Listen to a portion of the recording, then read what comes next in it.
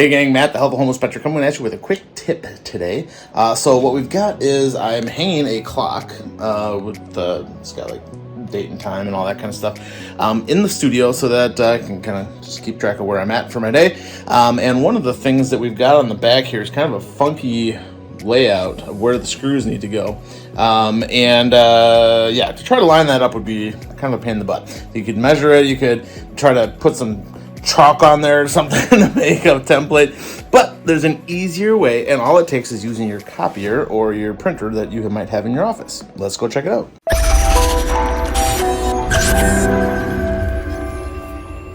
All right, so we're up here in the office and we've got this weird template that I need to try to emulate on the wall so I can know where to put my screws. So what I'm gonna use is I'm using my copy machine here. This is it's just a printer basically. It's a laser jet printer. I'm gonna take my device, I'm gonna set it down on the glass. I'm gonna then select a copy, black, and let it print out. Now, what I'm going to be able to do is take that printout, put it on the wall, and know exactly where those screws should go. So it's going to make it really easy to get this thing mounted on the wall. So you can see, have this template. Now, the template is reversed, and if your points of where you need to have your screws are not like equal or the same when it's reversed, you may need to reverse your copy. It's usually a setting on your copy machine or your printer. But for our purposes, that the three spots are equal no matter which way you flip it around. So let's head downstairs and we'll put this sucker on the wall. We've got the clock up here where I want to put the clock. So I want it to go like right there-ish. Yeah, right about there. And that way I can plug it in right here and it'll be good. Now, the thing with this clock, remember, we got that funky kind of design on the back of it, okay? What I'm gonna do is I'm gonna cut this template out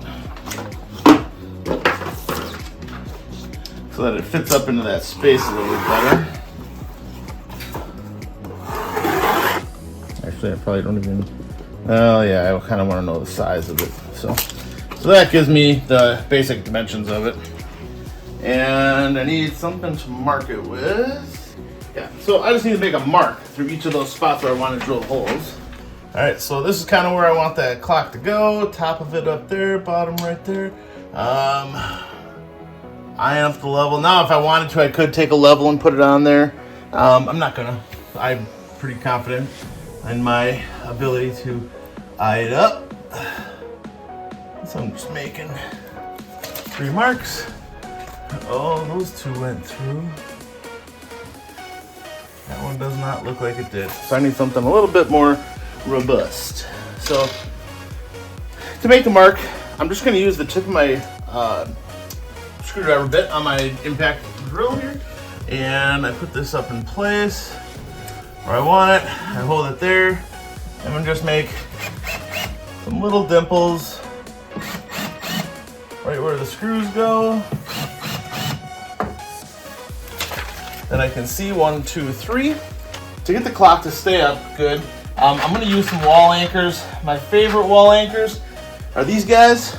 Okay, they're little zip anchors. They just need a small screw that comes already in the package with them, and they can go into anything because they have the threaded end here. And you always want to buy the metal ones. The plastic ones, they break out, they strip, they just don't work very well. But the metal ones always work. Now the nice thing about these is even if I hit a stud, it's going to screw into the stud.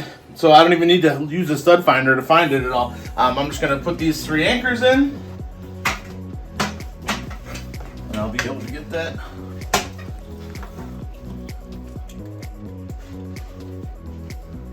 clock put up.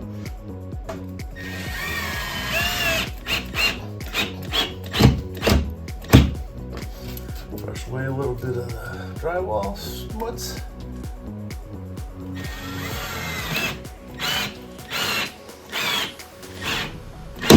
Now that one feels like I'm in a stud, but it doesn't matter. These anchors go into studs just like they do drywall.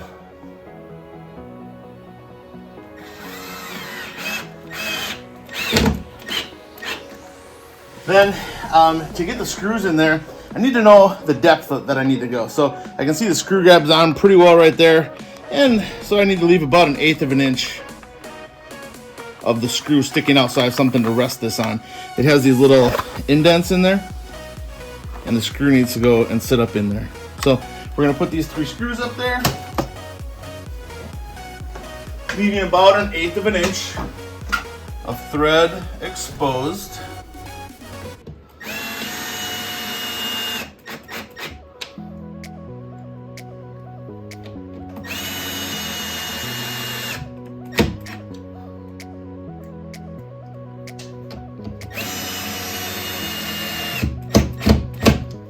There we go.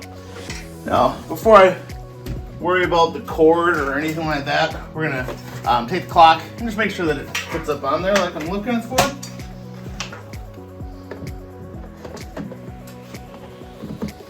There we go. Because I used the template, I hit all my 3 spots right away. There's no guesswork as to where they are, how they're gonna line up.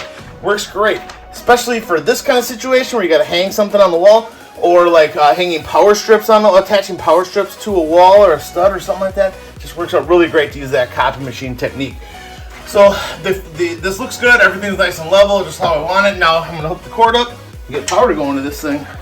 So plugging that in there. There is a memory battery in here, so that even if there's a loss of power, it's gonna remember what time it is and stuff. 2032 battery. It's used in a lot of like small devices that don't use a lot of energy.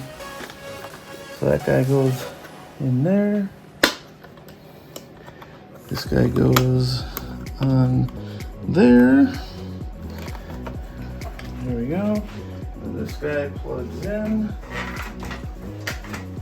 Now the battery on this thing does not keep it running. The battery on this thing is merely to maintain its understanding of time and date. Plug this guy in. You can see the clock comes on right away. Make sure I have the cord laid out right here. I think I'm hitting the cord. Oh, that little thing needs to go down. That's it. I guess I'm gonna have to get out of here.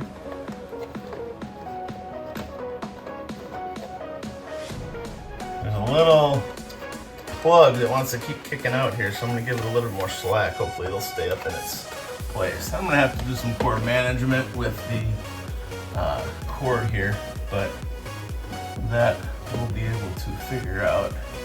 So yeah, so clock's mounted. I'm going to go through the setup process and stuff to get the clock set correctly, but kind of cool. The main thing here, you guys, is using that technique to make that template so you can know exactly where to put your screws. It's the main takeaway from this guy.